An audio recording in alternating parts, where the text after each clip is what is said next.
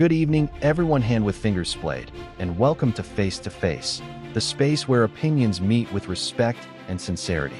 Today, we will talk about a topic that often creates debate in relationships: infidelity. Many people believe that when a man cheats, it is not the same as when a woman cheats. But is it really different? Or is it simply a perception created by society? That is the question we will explore together. Welcome to the debate. Today, we are taking a pretty profound look into the complex and honestly devastating aftermath of infidelity. We're examining the distribution of suffering and the fundamental nature of betrayal within a partnership. We're looking at a deeply difficult question today. Who truly suffers the most after a betrayal? It is a heavy one, yeah. It really is. So our discussion centers around a core intellectual tension from the source material. Is infidelity best understood as a unilateral, deliberate choice that inflicts this invisible existential wound upon the betrayed partner? Or should it be viewed as the tragic culmination of systemic relationship failures, where the betrayer's subsequent guilt and profound regret constitute an equally complex form of suffering? I will be arguing that the betrayed partner suffers the primary, most devastating existential blow through the total loss of foundational security. And I will be arguing that focusing strictly on the betrayal as an isolated event kind of misses the broader picture. By examining the betrayer's complex suffering and that pre-existing emotional silence in the relationship, we reveal a much more nuanced, systemic breakdown of the partnership. To begin, we really have to look at the sheer magnitude of the trauma experienced by the betrayed partner. When we examine the psychological data in the text, it's clear this isn't just a logistical or, a superficial breach of contract. It strikes at the very core of the individual. Well, nobody's denying it's a severe blow. Right. But in clinical terms, we're really looking at an attachment injury. It fundamentally alters self-esteem, trust, and sometimes even the identity of the person who experiences the betrayal. My perspective is that the court trauma falls squarely on the betrayed precisely because it completely fractures their fundamental reality. The fracture of reality is undeniable. But if we only look at the moment of impact, we're entirely missing the months or even years of emotional drought that set the stage for it. I certainly do not deny the profound pain experienced by the betrayed, but framing infidelity simply as an isolated, deliberate choice drastically oversimplifies the ecosystem of a relationship. But regardless of the reasons behind the act, whether it's driven by sudden temptation, momentary desire, or just an acute moment of weakness, the decision remains, at its core, a deliberate choice. And it is a choice that shatters the trust meticulously built over years. The literature often refers to this as an invisible wound. Yes, the invisible wound. Exactly. This wound is characterized by a complete loss of security. The betrayed partner is left grappling with this debilitating mixture of shock, anger, and pervasive self-doubt. They are forced into a position where they must constantly question what went wrong. They torture themselves over whether something could have been avoided or if the warning signs had been there all along. That destruction of one's personal history, I argue, is the ultimate suffering. He mentioned the invisible wound, and I think that's exactly where we need to pause. Because the ecosystem that cultivated that wound is crucial to understand. We have to look at the environment. Betrayal frequently occurs after immense emotional silence. It speaks to accumulated frustration and ignored needs. Which sounds like an excuse. Oh, let's be real, it's not an excuse, it's context. In these situations, the act of cheating is not merely a simple impulse or a sudden, inexplicable choice. It is the tragic symptom of a deeper, unresolved problem within the partnership itself. I understand the desire to contextualize it, I do. But treating infidelity as a symptom of unmet needs dangerously minimizes the agency of the person who actually commits the act. When we frame the betrayal as the inevitable result of emotional silence, we subtly shift the paradigm. We suggest that the betrayed partner shares culpability for the act itself because they supposedly ignored these needs. Wait, let me jump in there. Recognizing context is not the same as assigning blame. To say that examining the systemic failures of the relationship minimizes the betrayer's agency is a massive mischaracterization of what it means to understand human behavior. Acknowledging ignored needs doesn't absolve the betrayer. nor does it blame the betrayed for the infidelity. However, ignoring that context prevents a full, honest understanding of why the rupture occurred in the first place. But ultimately, stepping out on a partner is a unilateral choice. One person decides to blow up a reality that belongs to two people. A relationship may have unresolved problems, many do, of course, but choosing to address those problems through betrayal rather than honest dialogue is a definitive, deliberate action. It is deliberate, yes, but Let me finish the thought. Think of it like a house fire. You can't blame the fire on the fact that the house was drafty and cold. One person actively struck the match. The suffering of the betrayed is magnified precisely because they were denied the agency to participate in the destruction of their own relationship. They are handed a shattered reality that they did not choose to break. the match analogy is striking, sure, but let's look at who is holding it and why. To treat the betrayal as an event that spontaneously materialized out of nowhere, driven solely by a vacuum of moral weakness, is to ignore the reality of how couples drift apart. It doesn't materialize out of nowhere. It materializes from a decision. A decision made in a specific climate. The choice to cheat is unilateral, yes, but the environment that made that choice feel viable to the betrayer was co-created. The betrayer has often been suffering in a quiet, invisible way long before the overt act of betrayal takes place. The tragedy is that they chose a highly destructive mechanism to cope with that pre-existing suffering. Even if we concede that there was pre-existing suffering or emotional distance, the manifestation of the aftermath creates a distinctly unequal burden. Let us look at the specific, agonizing hypervigilance the betrayed partner must endure. It's not just an emotional state. It's a profound nervous system dysregulation. Even if forgiveness is ultimately granted, a pervasive, corrosive doubt remains. The hypervigilance is very real. The constant checking, the suspicion, it's awful. It is exhausting. Think of the betrayed partner's hypervigilance like a smoke detector that's been permanently wired to go off at the slightest breeze. Every delay, every text message, and every unusual behavior begins to be analyzed with suspicion. The home, the partnership, the very concept of safety has been irrevocably compromised. I'm not discounting that. This constant state of psychological insecurity is a burden uniquely carried by the betrayed. They are not just suffering from the memory of the event. They are suffering from the ongoing, daily exhaustion of never truly feeling safe again. I absolutely validate that nervous system impact. The loss of security is devastating. However, the betrayer is navigating a different yet equally devastating psychological landscape. They must wake up every day facing the profound realization of their own capacity for destruction. They are experiencing acute cognitive dissonance. They view themselves as a good person, yet they have done a monstrous thing to the person they care about most. But isn't that guilt essentially a self-inflicted wound? They chose to break the contract. It is self-inflicted, but that doesn't make the psychological toll any less crushing. They live with a constant, terrifying fear of losing the person they love forever. That fear is not abstract. It is acutely tied to the knowledge that they are the architect of their own potential ruin.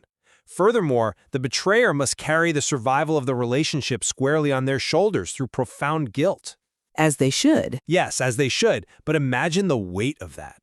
They have to witness the hypervigilance you just described, knowing they caused it, and continually prove their worthiness in a dynamic where their credibility is absolute zero.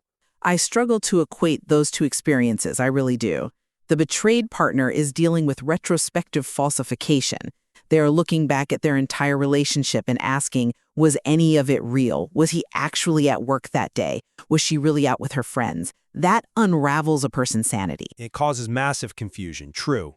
The betrayer knows exactly what they did, when they did it, and who they did it with. The betrayed partner knows nothing except that their reality was a lie, and therefore they can never be entirely sure that their current reality isn't a lie as well. That loss of foundational security is the heaviest burden any human being can carry in an intimate bond. I hear that. The asymmetry in information is a huge part of the betrayed partner's trauma. But we can't brush past the specific tragedy the betrayer faces, which is the agonizing realization of value. Often, people only realize the true value of their partner after making this catastrophic mistake. Which is incredibly unfair to the betrayed partner. It's tragic, absolutely. They are now desperately trying to hold on to a love they finally fully appreciate, but which they themselves have mortally wounded. The psychological weight of that guilt and the constant terror of the consequences of their own actions permeates every interaction they have moving forward. It's a very specific kind of hell to look in the mirror and know you destroyed your own life. It is a heavy burden, certainly. But it is the natural consequence of their own deliberate action. It is a burden they chose to assume the moment they broke the trust. Whereas the betrayed partner's hypervigilance is a trauma inflicted upon them entirely against their will. That lack of consent in their own suffering is what makes the betrayed partner's pain the primary trauma. If we keep measuring it this way, though, we run into a wall. And I think this is where the source material suggests we have to pivot. Dwelling perpetually on who suffers the most might ultimately be a paralyzing framework. It turns the aftermath into a competition of suffering, which helps no one. I think that's a fair critique. If the goal is to understand the full trajectory of infidelity and perhaps how a couple survives it, the suffering Olympics is a dead end. Precisely. Who suffers the most is ultimately the wrong question. The real focus must be on how each individual deals with the pain in the aftermath, and whether both are willing to engage in honest dialogue and real change. A relationship can survive betrayal, but never without these elements. By shifting the paradigm away from this competition, we open the door to systemic healing.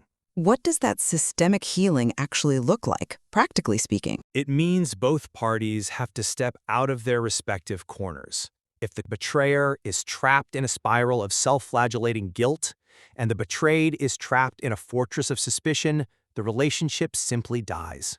Survival requires looking at the broken mechanics of the partnership itself. So returning to the environment. Exactly. It demands that the betrayer openly address the underlying emotional silence that preceded the act, and it requires the betrayed to eventually be willing to listen to that context without viewing it merely as an excuse. I agree that rebuilding is possible, but I must insist that the foundation of any such rebuilding must rigorously acknowledge the fundamental break in trust as the primary hurdle. While moving forward requires both parties, the demand for transparency and responsibility falls disproportionately on the betrayer in the initial stages of rebuilding. You cannot address the broken mechanics of a relationship while the house is still on fire.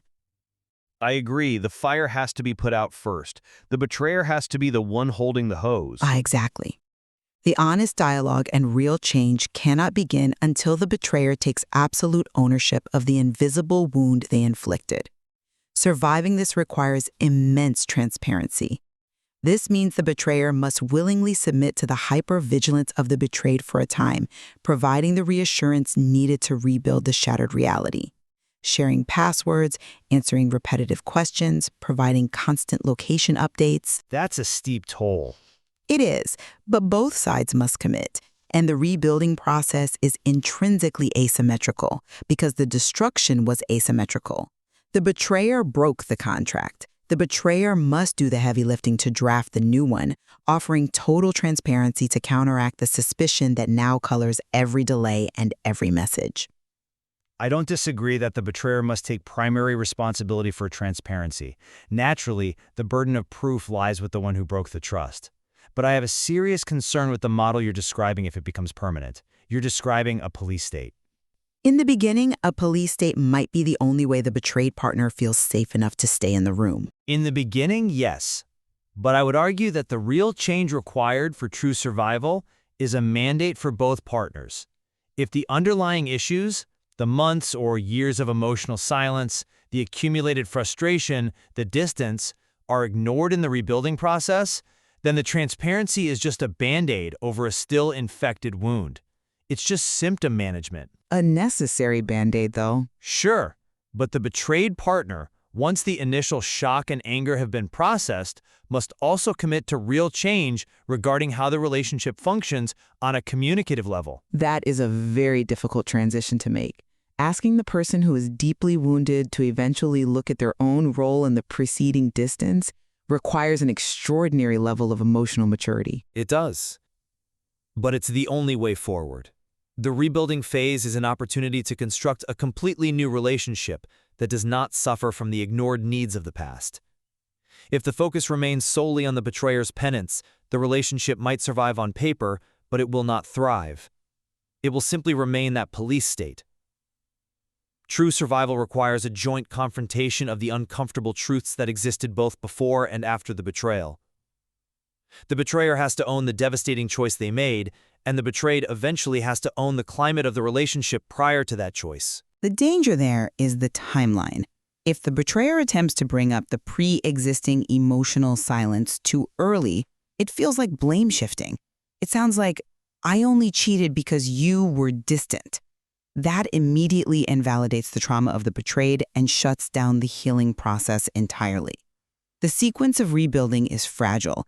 The betrayer must first endure the phase of absolute contrition and transparency, validating the loss of security, before the couple can transition to exploring the systemic issues. The sequencing is absolutely critical, you're right. If the betrayer leads with the systemic issues, it's defensive.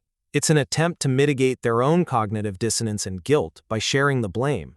They have to sit in the discomfort of their actions first. They have to validate that they chose the most destructive possible coping mechanism for their unhappiness.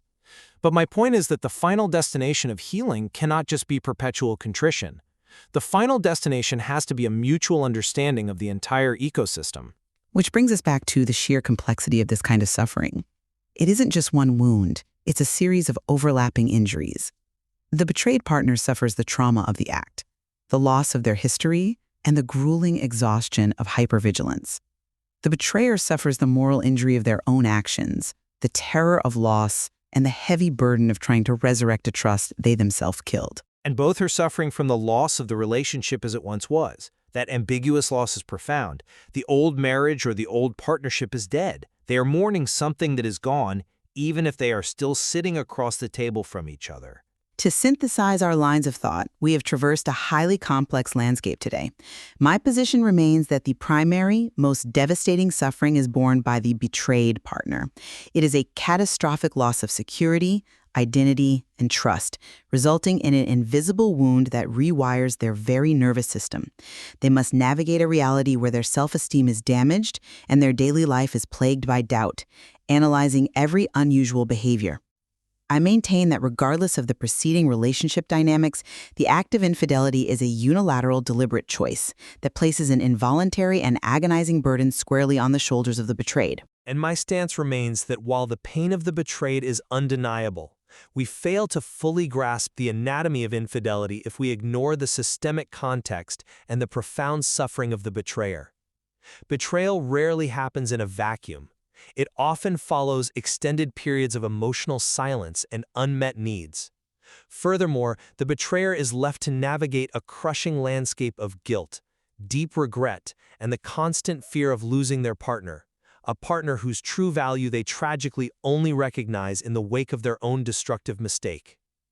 Understanding this complex suffering is essential, not to excuse the behavior but to comprehend the full scope of the relationship's breakdown. Despite our different lenses on the distribution and nature of the suffering, we do find significant points of convergence. We both acknowledge the unequivocal truth that infidelity remains a severe break in trust, regardless of the circumstances that preceded it. There is no escaping the gravity of the act itself. We also firmly agree on the requirements for moving forward. Rebuilding is indeed possible, but it demands an extraordinary level of transparency, absolute responsibility, and unwavering commitment from both sides of the relationship. It requires that honest dialogue and real change replace the emotional silence of the past. The police state must eventually evolve into genuine connection. Ultimately, examining this deeply painful topic through multiple perspectives reveals a profound philosophical takeaway. Understanding the different dimensions of suffering is vital for any relationship attempting to heal from such a profound rupture. The complexities of human relationships, trust, and vulnerability offer so much to explore. We leave it to you, the listener, to reflect on the nature of trust, the weight of forgiveness, and how we navigate the deepest fractures in our human connections. Thank you for joining us for this intellectual exchange. This was Face to Face, where truths confront each other and sincerity becomes the only rule.